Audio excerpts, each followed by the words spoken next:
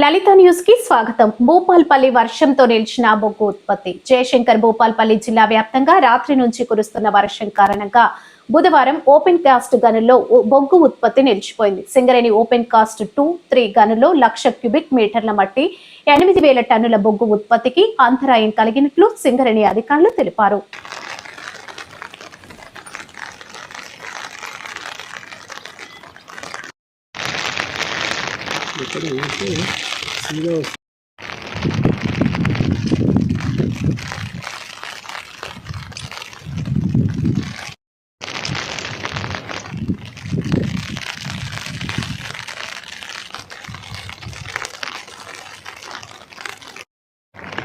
తీస్తాను